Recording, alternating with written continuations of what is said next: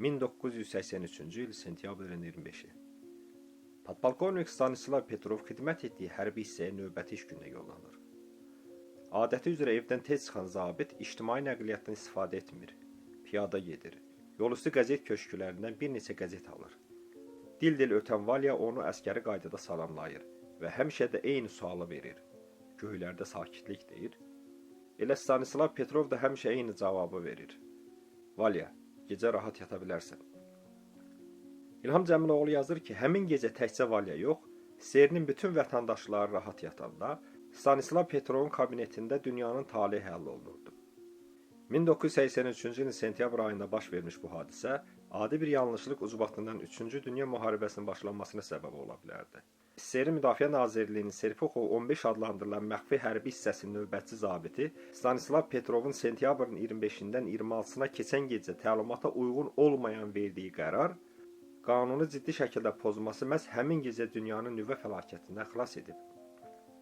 Baş vermiş bu hadisə ilə bağlı uzun illər ictimaiyyətə heç bir məlumat verilməyib və heç kim kənardan çox mülayim, sakit bir insan təəssüratı bağışlayan podpolkovnik Stanislav Petrovun dünyanın nüvə müharibəsinə xilas etdiyindən xəbərdar olmayıb.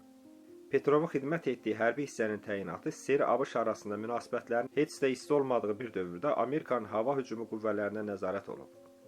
Podpolkovnik Stanislav Petrov axşam saat 8-də növbəni qəbul edib. Növbətçi hissədə yerləşən bütün rabitə və kompüter sistemləri yoxlanılıb.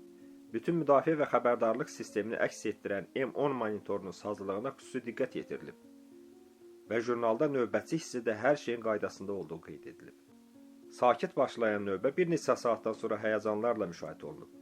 Belə ki, artıq sentyabrın 26-sında 00:15 radəsində sistemdə qırmızı rəngdə start sözü görünüb.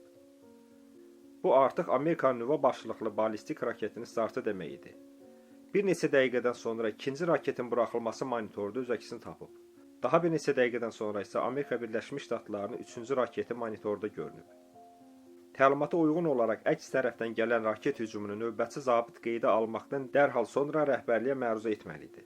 Qeyd edək ki, növbətçi hissədə SSR Müdafiə Naziri və Dövlət Təhlükəsizlik Komitəsinin sədri ilə birbaşa məxfi kodlaşdırılmış rabitə əlaqəsi olub. Bu cür vəziyyət yarandıqda növbətçi zabitin məruzəsindən sonra 40 dəqiqə ərzində qarşı tərəfə elə raketlə də cavab verilməli idi. Petrov əmin idi ki, onun məruzəsindən sonra SSR rəhbərləri nüvə silahlarının düymələrini dərhal basacaqlar. Bu isə atom bombasının Amerikaya atılması deməkdir. Petrov bunu nəzərə alaraq məsuliyyəti özlərinə götürüb və məruzə etmək üçün tələskənliyə yol verməyib. Təcrübəsinə və biliyinə güvənərək sistemdə problem yaranmasını, siqnalların yanlış olmasını ehtimal edib. Bu olduqca da böyük bir risk idi. Çünki əks təqdirdə bu SSR ərazisinə 3 atom bombasının düşməsi ilə nəticələnəcəkdi. Qeyd edək ki, Petrov hərbi hissənin növbətçi zabiti vəzifəsində xidmət edib. Onun tabeliyində bir neçə növbətçi zabitin köməkçi vəzifəsini daşıyan zabitlər olub. Petrov hadisə zamanı çox sərt şəkildə zabitlərə əmr edib ki, monitorlara və rabitə vasitələrinə müdaxilə etməsinlər. Podpolkovnik öz ehtimallarında yanılmayıb. Müharibəni Amerika yox, nasaz olan sistem elan edib. Gərgin dəqiqələr, təhlükələr ötüşüb. Bu dəfə Petrov çox sakit və mülayim şəkildə baş leytenant Korolyova əmr edib. Fincanımı spirtlə doldur, özü də ağzına qədər.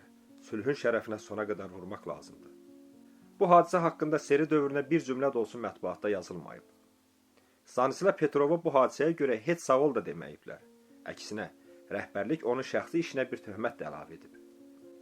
Amma SSR dağıldıqdan sonra təkcə Rusiyada deyil, xarici ölkələrdən də dünyanın nüvə fəlakətindən xilas edən zabitlə maraqlananlar çox olub. 2006-cı ildə BMT-nin New Yorkdakı mənzil qərargahında Stanislav Petrova nüvə müharibəsinin qarşısını alan insan adlı xüsusi mükafat təqdim olunub. Göstərdiyi bu qəhrəmanlığa görə Petrov Fransa və Almaniyanın müxtəlif mükafatlarına da layiq görülüb.